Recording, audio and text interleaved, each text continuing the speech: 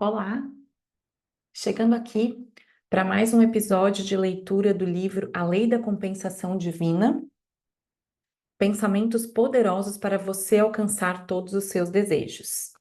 Quem está chegando agora, eu sou a Nathalia Andreoli, eu sou terapeuta integrativa e essa leitura, para mim, ela sempre me traz muitos insights, ela fala muito sobre autoconhecimento, sobre como a gente pensa, como a gente se comporta, e para mim ela faz muito sentido, por isso eu resolvi ler aqui.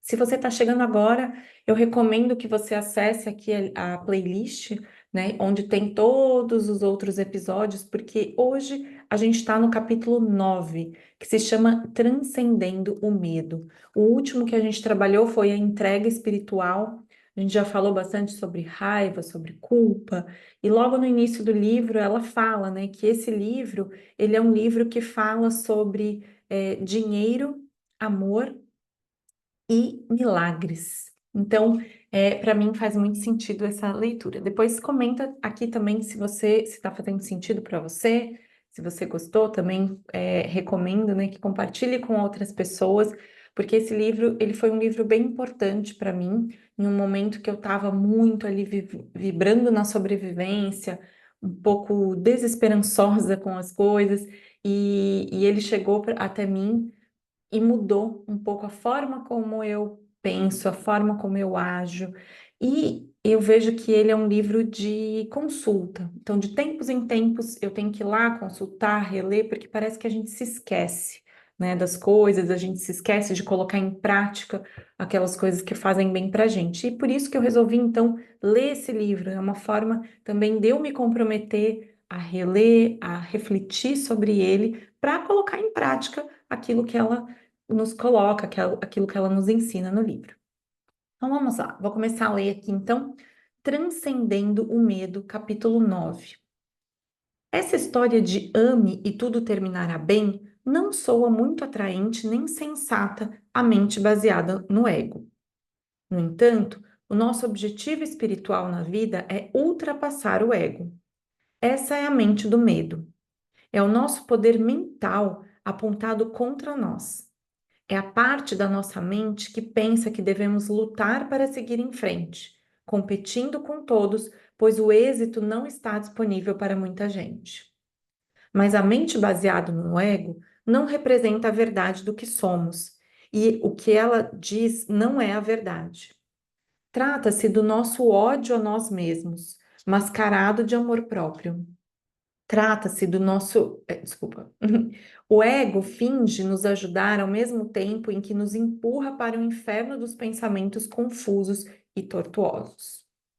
O ego consiste e se perpetua em padrões crônicos e autodestrutivos através dos quais nos autossabotamos, destruímos oportunidades, relacionamentos e minamos nossa vida de várias maneiras. No entanto, esses padrões de comportamento autodestrutivos não se apresentam como tais. O ego é muito sedutor. Ele surge disfarçado de conduta responsável, de algo que parece altamente razoável e que mais tarde perceberemos tratar-se do contrário. Num primeiro momento, por alguma razão insana, tudo aquilo parecia uma ótima ideia. O ego, a mente baseada no medo, é a falsa crença de que vivemos separados de Deus. E aqui ela deixa bem em destaque essa frase. O pensamento egoísta e baseado no medo, que está a 180 graus distante do pensamento de Deus, cobre nossos olhos como um véu, obscurecendo o que é real. Mas como transcender o ego e levantar esse véu? O véu da ilusão é automaticamente retirado quando nos lembramos quem somos e a razão para estarmos aqui. A chave do poder de qualquer situação é manter claras duas coisas: quem eu sou realmente e por que estou aqui. Essas duas questões, quando respondidas corretamente, nos oferecem o poder de operar milagres. A sua mente é sagrada, pois trata-se de uma criação de Deus. Ela foi criada com o propósito de levar o amor de Deus ao mundo. O nosso dever é alcançar o êxito, dedicando-nos aos propósitos do amor. Lembre-se disso e a sua mente estará repleta de um poder inquebrantável. Até o momento em que nos alinhamos à verdade espiritual, somos vulneráveis aos pensamentos do ego. De acordo com um curso em milagres, a cada novo pensamento nos aproximamos de Deus ou do ego. Anos atrás, eu disse a mim mesma que não deveria me preocupar com o demônio. Naquela época, percebi que não existe uma força maligna perseguindo o mundo e as almas humanas, pois tal ideia era fruto da minha imaginação. Depois cheguei a uma conclusão. A minha mente era o pior lugar onde tal ideia poderia estar. Não é uma boa notícia saber que o mal existe no interior da nossa mente. O ego é uma tentação constante que reside em todos nós e que pode ser percebido na ausência do amor. Ele cria uma limitação que nos faz crer que tal estado é incontornável. Cria um problema e nos convence de que ele é insolúvel.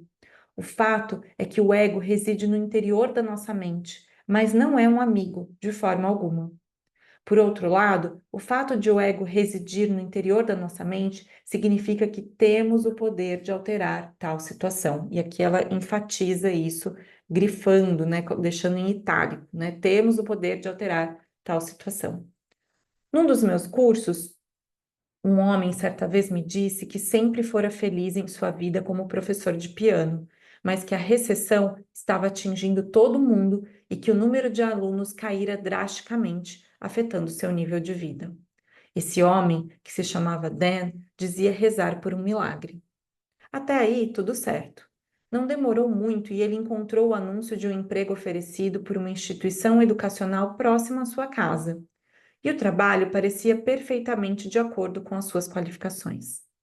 Dan foi muito bem recomendado ao cargo e parecia ter grandes chances de ser escolhido. Assim, ele continuava no caminho certo. A lei da compensação divina estava em operação, mas o ego também começou a trabalhar. Veja a forma como Dan descreveu seu processo de pensamento. O problema, ele disse a si mesmo, era que esse tipo de trabalho costuma ser muito político, com muitos meandros institucionais, e ele teria de representar um papel para conseguir o posto. Após ter pensado muito, decidiu não concorrer à vaga. Veja como o ego influencia sua forma de pensar. Sim, eu rezei por um milagre, mas cheguei à conclusão de que o que recebi não era bom o suficiente. Caso realmente se tratasse de um milagre, seria exatamente como eu imaginei. Resultado, o milagre foi bloqueado.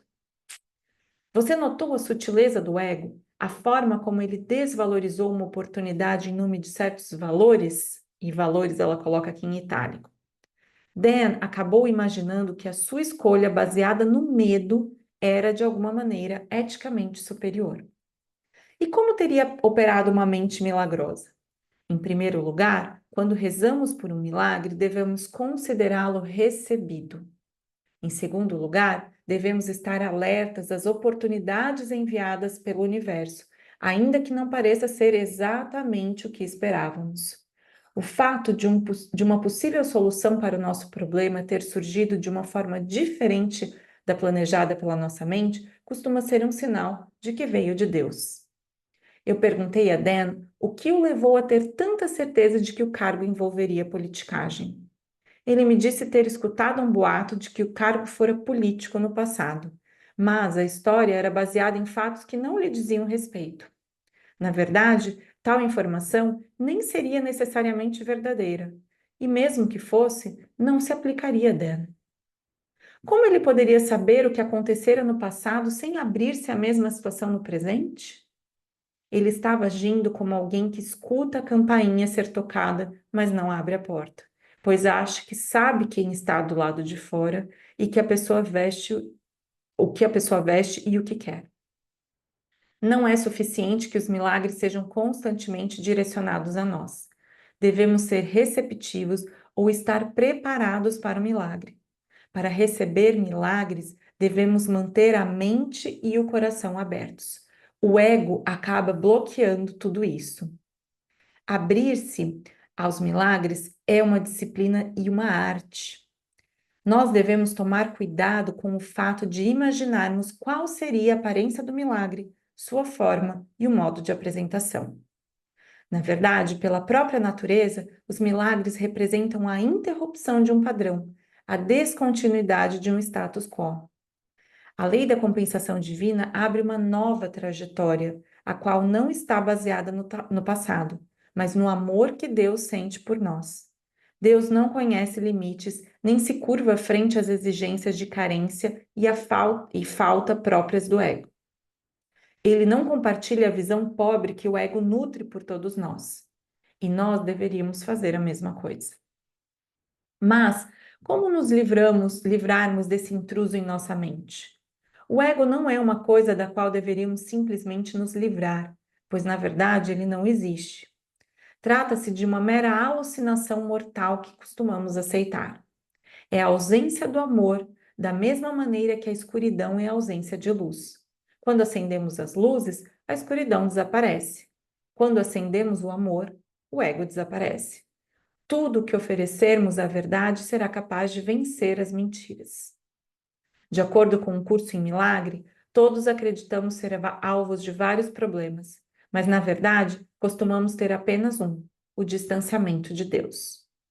Há vários anos, Há vários anos, após uma das minhas palestras, um homem se aproximou e disse: "Essa história de apoiar-se em Deus não serve para mim. Eu lhe disse que na minha vida, todas as vezes em que não me apoiei em Deus, acabei me apoiando em algo ou em alguém que não deveria. Não é fraqueza confiar no poder do universo que reside no interior do nosso corpo. Aliás, é um mito imaginar que poderíamos ser heróis solitários, que não dependemos de nada nem de ninguém. A alma, por sua própria natureza, precisa de apoio. A idolatria surge quando nos apoiamos em algo ou alguém que, na verdade, não é a fonte do nosso bem, mas que por alguma razão insana imaginamos que seja. Eis uma tentação quase inevitável para todos nós, pois vivemos num mundo onde o plano material é enxergado como a única realidade. Esse pensamento errôneo de que o mundo material é a nossa salvação é a insanidade que reside no centro de todo o erro. Trata-se da a ilusão central do ego. Na nossa vida laboral, tal ilusão pode levar a vários erros. O medo é encarado como humildade, comportamento irresponsável como risco razoável, o excesso de gastos como atitude de abundância, os conselhos pouco éticos como isso não é nada, as trapaças financeiras como as coisas são assim mesmo. A nossa conexão com o plano espiritual é o antídoto à insanidade do ego. Ela nos oferece uma sensação de sabedoria, de ponderação, de retidão e, ao mesmo tempo, nos presenteia com confiança e poder. Trata-se de um pedido para que o nosso trabalho seja utilizado por Deus para transformar o mundo num lugar melhor. Bob Dylan resumiu tal verdade em sua canção Gotta Serve Somebody, dizendo: pode ser o demônio ou o Senhor, mas você terá que servir a alguém. Que é isso que significa, né? Gotta serve somebody. Não servir a ninguém, nem a nada, não é uma opção. Reze para servir ao universo e o universo servirá a você. Tal desejo é perfeitamente alocado a serviço do amor e mantido distante das garras do medo. É alocado a serviço da profunda sanidade e protegido das garras da neurose. É alocado a serviço do bem, do sagrado e do belo, e protegido das forças da destruição. Leve a si mesmo, o seu trabalho e o Deus que existe dentro de você a sério. Dedique-se diariamente, todas as horas, todos os segundos, aos propósitos do amor. E o ego não poderá fazer nada. Ele reconhece as mentes sagradas. E aqui ela deixa mais uma oração para finalizar esse capítulo 9. Depois eu vou deixar essa oração aqui descrita no vídeo. Meu Deus, entrego ao Senhor os meus talentos e habilidades. Peço que sejam utilizados de forma a servir aos seus propósitos. Eu entrego ao Senhor meus negócios e finanças. Permita que meu trabalho seja alcançado às suas maiores possibilidades. Que seja uma bênção ao mundo. Amém.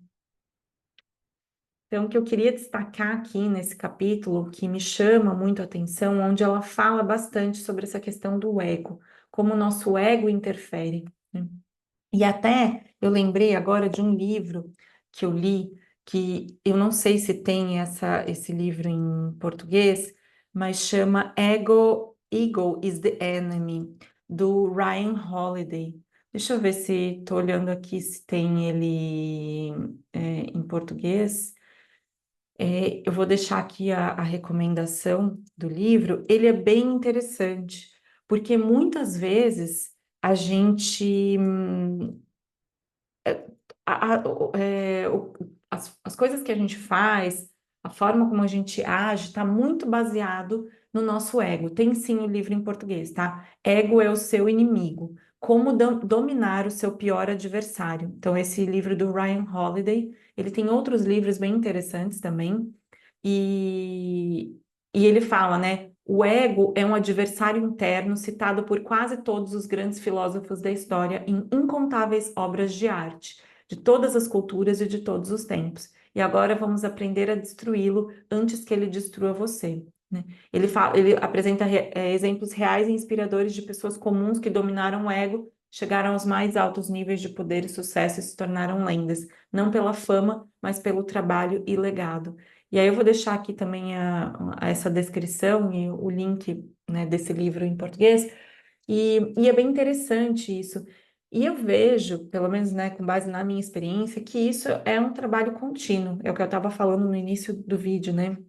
Então, a gente perceber quando é o ego que está agindo e quando é o amor. Então, ela fala muito, ela repete, né, umas 500 vezes para ver se a gente entende, né, que o medo, ele é o oposto do amor. E esse ego, muitas vezes, ele tá, né, ele fica ali o tempo inteiro conversando com a gente, colocando a gente para baixo. Então, ela deu esse exemplo desse pianista, né, que tinha achado um emprego, mas não vou concorrer a essa vaga porque é muita politicagem, sendo que ele nem tentou.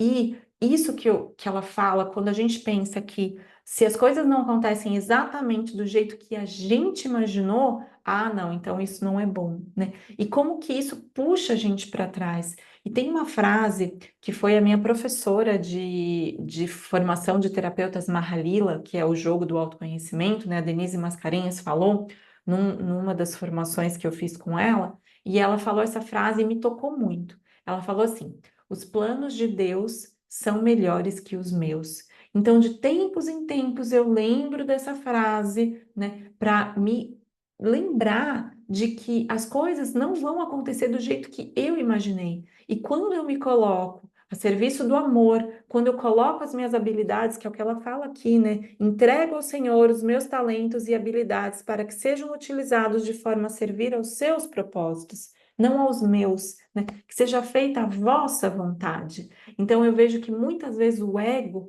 ele traz isso para a gente fazer aquilo do nosso jeito, do jeito que a gente quer, né? Então também tem essa criança ali birrenta, não, mas eu quero assim, eu quero desse jeito. E quando a gente para, pelo menos na minha vida, né, que eu paro para olhar para trás e ver como que as coisas foram caminhando na minha vida para eu chegar onde eu cheguei, eu falo, eu não teria tamanha criatividade e tamanha beleza para escrever a minha história do jeito que ela foi escrita, porque é muito mágico. Tem coisas que acontecem que são muito sincrônicas e você fala, meu Deus, não dá para acreditar nisso, né? Mas quando a gente se rende, quando a gente se coloca a serviço de verdade, baseado no amor e não nesse ego, não nessa ganância, né? Então ela fala, né? Eu entrego ao Senhor meus negócios e finanças. Então, em algum momento aqui ela falou sobre essa questão, né, de ser uma ilusão, essa coisa do material, né? Agora eu não lembro aqui em que parte que ela falou, mas ela fala sobre isso, né? De isso ser uma ilusão. Então, como é importante a gente ter claro isso, né? Ela fala, o véu da ilusão é automaticamente retirado quando nos lembramos quem somos e a razão para estarmos aqui. A chave do poder de qualquer situação é manter claras duas coisas: quem eu realmente sou e por que estou aqui. Essas duas questões, quando respondidas corretamente, nos oferecem o poder de operar milagres. Então, quem eu sou, né? qual que é a razão de eu estar aqui? E se eu conecto isso com o amor, eu consigo entregar para o mundo aquilo que eu sou, aquilo que eu vim aqui fazer, que é diferente de você, porque cada um tem, né, a sua própria luz. Mas se a gente deixa esse ego ficar falando com a gente, nos comparando com as outras pessoas, nos colocando para baixo, né, que ela falou lá no início, como a gente mudar esses pensamentos negativos sobre nós mesmos.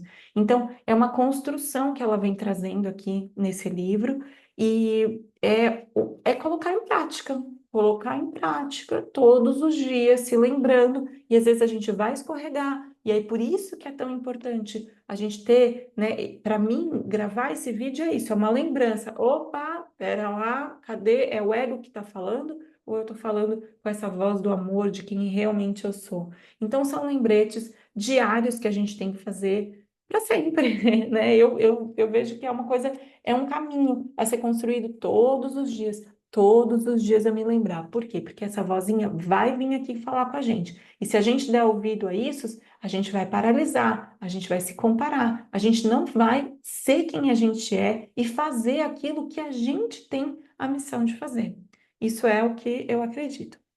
Então, depois me conta se isso fez sentido para você, né? E semana que vem, então, a gente vai vir para o capítulo 10, que o título é Positividade, né? Então, toda essa jornada vale a pena, então, ler todos os outros capítulos, né? Ouvir todos os outros capítulos anteriores e colocar em prática. Essas orações são uma forma de você se render, né? Então, de repente falar essas orações, escrever isso num papel, te colocar isso, né, ver qual que mais ressoa com você, com esse momento que você está vivendo, e se entregar, se render, se conectar com esse amor interno que está aí, dentro de você, dentro de mim, dentro de cada um de nós, certo?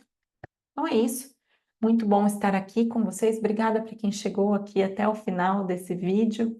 E se você gostou, pode curtir, né? Não custa nada. E compartilhar também com outras pessoas, né? E a gente pode ir espalhando, então, essas boas vibrações, esses bons pensamentos, essas boas reflexões, para a gente construir um mundo melhor ao nosso redor. Porque isso eu acredito que está no nosso controle. Está no nosso controle a gente controlar ali a nossa mente, a gente está atento sobre os nossos pensamentos e também ajudar as pessoas que estão ao nosso redor. É isso. Então, até a próxima semana no capítulo 10, então falando sobre positividade. Até, até. Tchau, tchau.